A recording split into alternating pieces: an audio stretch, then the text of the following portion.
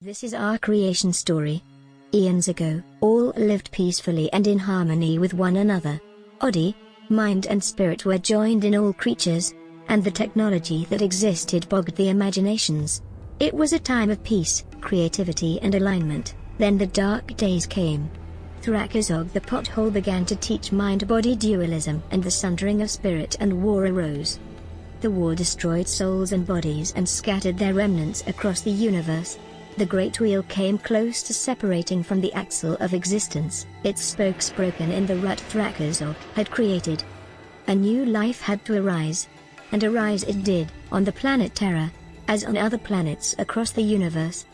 We focus mainly on the life that arose on Terra, for while we believe that we will once again heal the sundered spokes of the wheel with our starry brothers, we must first concentrate on making ourselves useful spokes.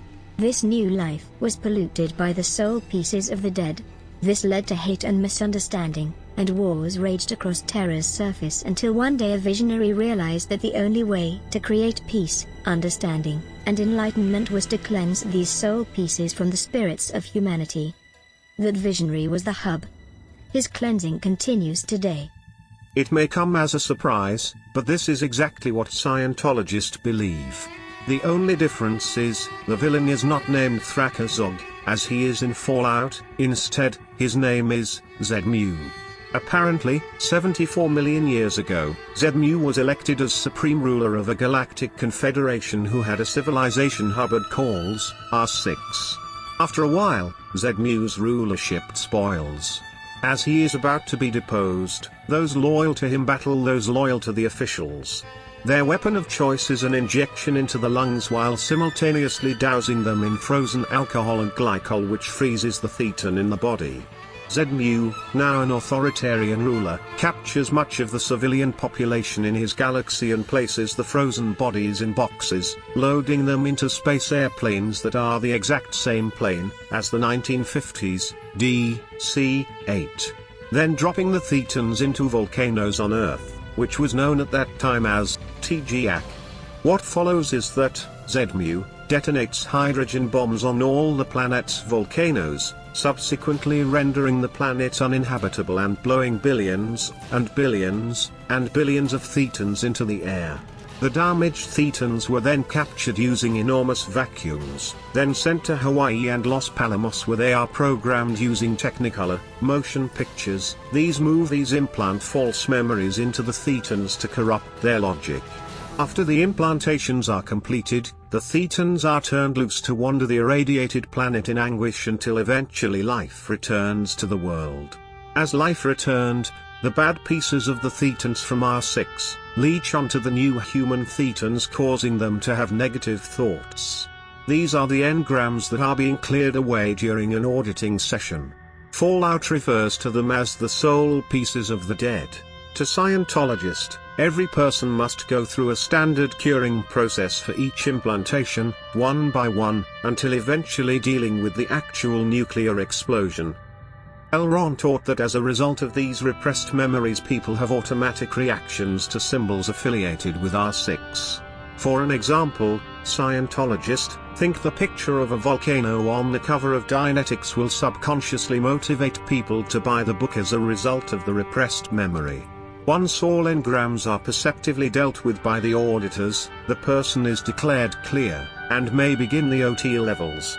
Every cleared person brings Scientology that much closer to their ultimate goal, which is cleaning up this sector of the galaxy. Moreover, according to Hubbard, engrams can make people think they did something or that their actions caused an event to occur. Yet, in reality they had nothing to do with the situation.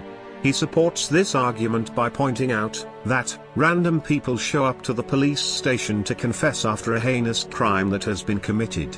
Scientologists believe each person needs to go clear from birth, since after a person dies, their thetan returns to an implantation station on planets like Venus, where they are tortured by aliens.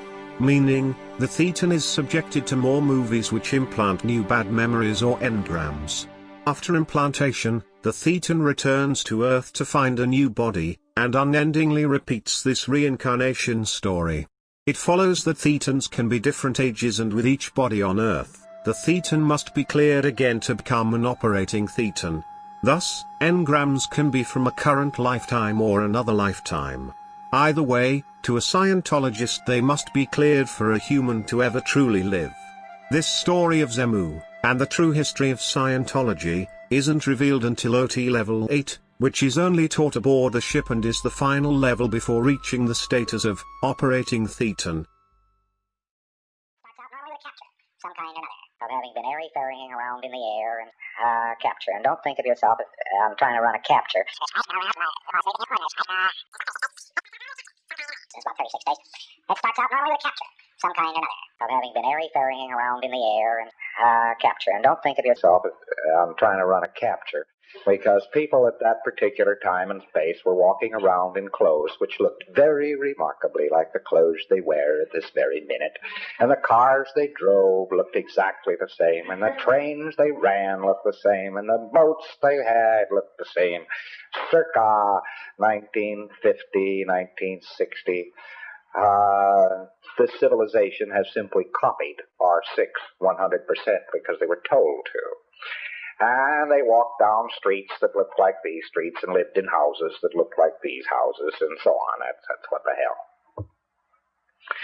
And there was quite a bit of huffle-luffle and then upset and so on before R6 took place. What it was the loyal officers were the body, the elective body. They call them the loyal officers. They were there to protect the populations and so forth. And they had elected a fellow by the name of Xenu, could be spelled Xemu, to the supreme ruler. And they were about to unelect him. And he took the last moments he had in office to really goof the floof. Yes, I don't blame you for dropping something. And he took these last moments to really upset it. He, of course, had several key birds who were close to him. He was a suppressive, banned all suppressives. He got these administrators and so on and heads of planets in various positions and places.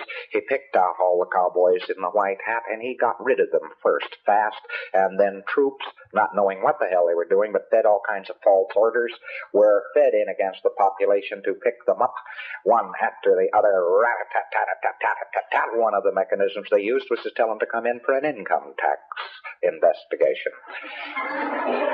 And the United States just copies income tax. They're just R6. They're a bunch of dramatizing psychotics, these guys.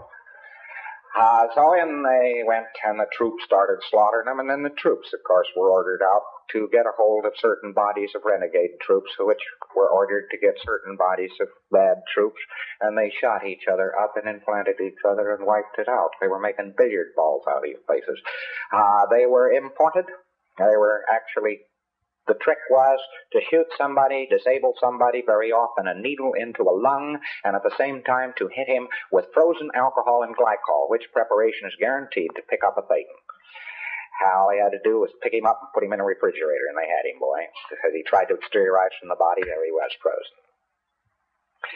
And they threw him into collection points, boxed them up in boxes, threw them into space planes, which are the exact DC-8s.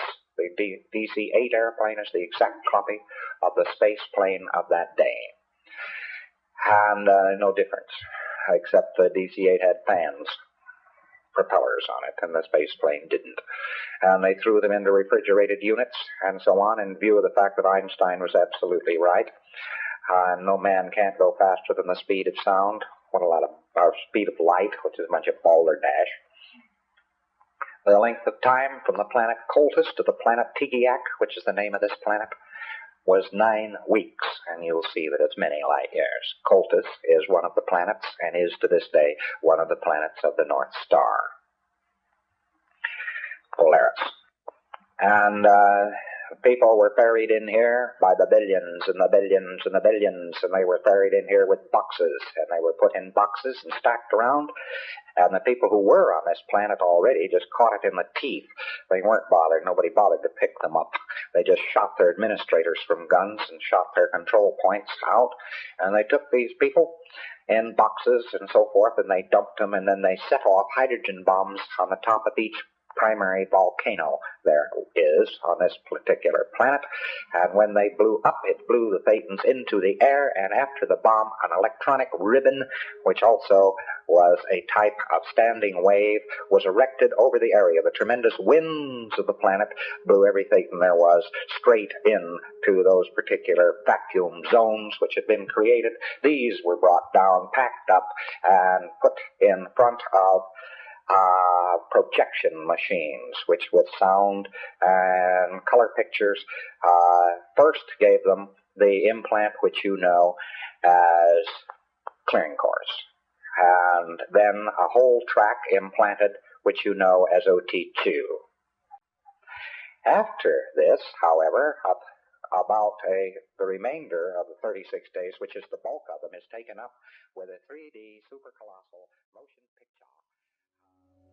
The oppressive Xi have been contesting our power and wreaking havoc among our brethren with their neurodean influencing ways. We believe that if the Emperor is killed, they will see the error of their ways. Will you kill the Emperor? Yeah, I'll do it. Let us know when you have completed your task. Sure thing. Now they want me to kill the Emperor. Okay, I don't like Emperors anyway. This is the palace where both sects of the Xi are standing guard. The Emperor is a computer. So now I find out that the Emperor is a computer. Going into computer room, I find 2 guards. After disabling the force field, I quietly assassinate them by poison, which for some odd reason these guards have a ridiculous amount of hit points. Now I should be able to hack the computer and format the hard drive without anyone in the town becoming aware, and then it's off to Planet Quetzal and I beat the game, which is the goal. Greetings. Please enter your password to confirm your identity. Hack into computer. Identity confirmed. Diagnostics. Diagnostic functions. Format drive.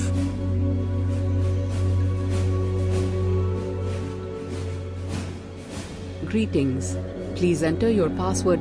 Now I'll hack this terminal and transfer all the fuel to the Hubologist. Fuel directed accordingly. Storage tanks empty. Closing program. So the Emperor was really a computer, and these people are really pissed about me formatting their hard drive. I was hoping to not have to do this, but if it's for the Great Wheel, I'll have to exterminate the town.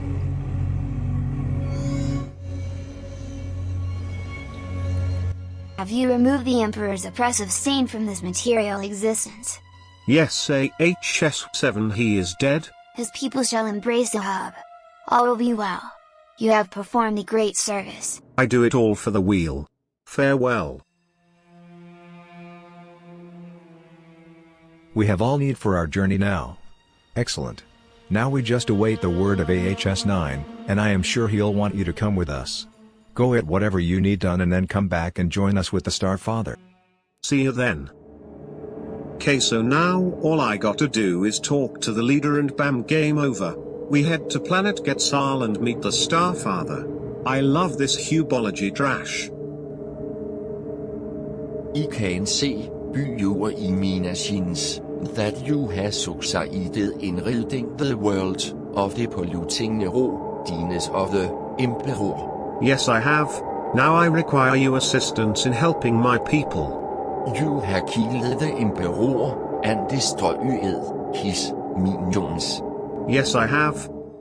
10. There is no one WHO can stand in my way, but I can see no need to beholden to a mere toll, farl, and god riddance.